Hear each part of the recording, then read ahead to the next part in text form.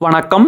முனைவர் கி. ராம் கணேஷ். இன்றைக்கி நாம் கவிஞர் வைரமுத்து அவர்கள் எழுதிய மழைக்கால பூக்கள் என்ற கவிதைக்கான பொருளை இந்த பதிவில் பார்க்க போகிறோம்.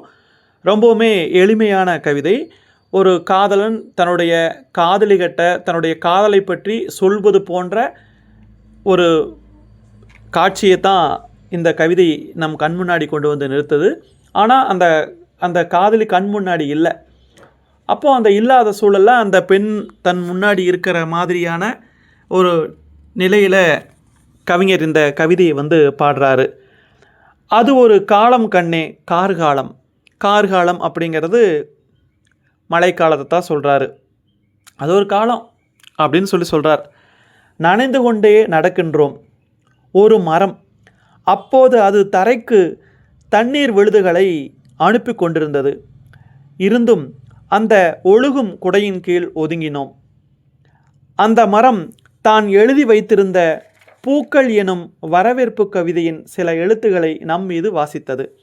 சொல்கிறாரு, கண்ணே அப்படின்னு அந்த காதலிகிட்ட குறிப்பிடுறாரு. காதலி கண் முன்னாடி இல்லை, இருந்தாலும் அவர் தன்னுடைய மன உணர்வுகளை வெளிப்படுத்துகிறாரு அந்த காதலன். அது ஒரு காலம் கண்ணே, அது ஒரு மழை காலம். நாம் 2 பேரும் நனைஞ்சுக்கிட்டே நடக்கிறோம். ஒரு மரம். அப்போது அந்த மரத்துலேருந்து தரைக்கு தண்ணீர் விழுது வந்துட்டுருக்கு. தண்ணீர் அப்படியே அந்த ஆலமரத்தில் விழுது வர மாதிரி தண்ணி அப்படியே சுட்டிக்கிட்டே இருக்குது.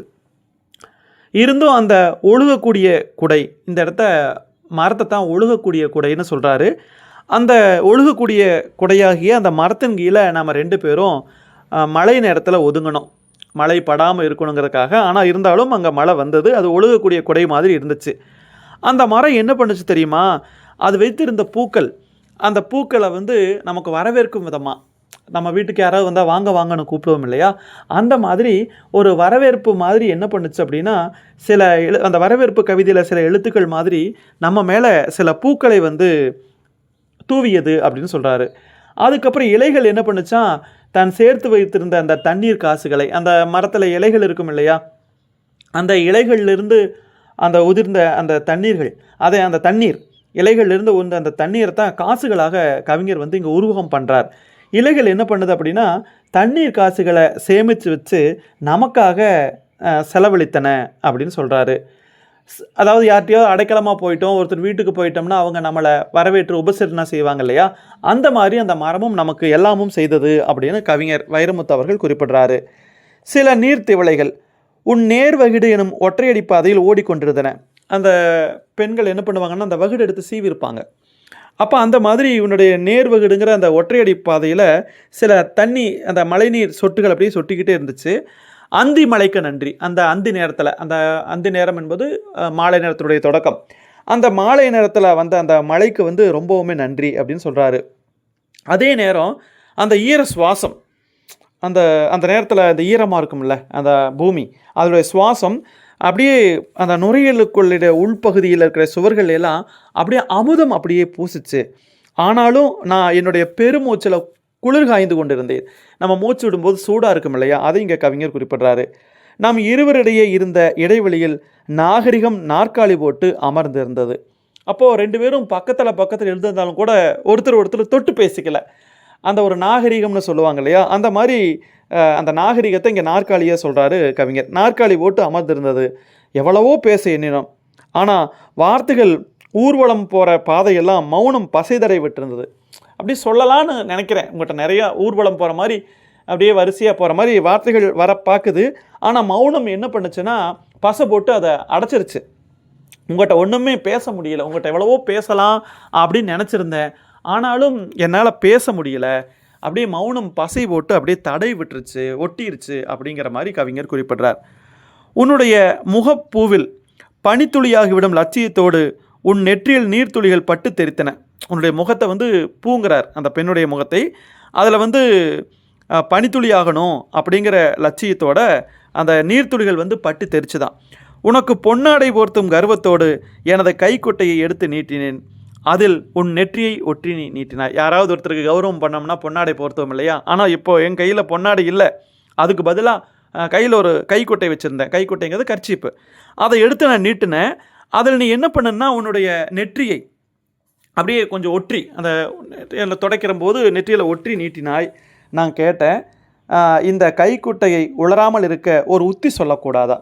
இந்த கைக்குட்டையை உலர்ந்து போயிருமில்ல, கொஞ்ச நேரத்தில் காஞ்சிரும்ல, அது எப்போவுமே இருக்கணும். ஏன்னா உன்னுடைய முகத்தில் ஒற்றி எடுக்கப்பட்ட கைக்குட்டை அல்லவா, அதனால் இந்த கைக்குட்டை அப்படியே காஞ்சு போகாமல் அப்படியே அதே ஈரப்பதத்தோட அப்படியே உன்னுடைய நினைவுகளோட இருக்கிறதுக்கு ஒரு உத்தி சொல்லக்கூடாதா, ஒரு வழிவகை சொல்லக்கூடாதான்னு கேட்டேன். நீ அப்போ சிரித்த.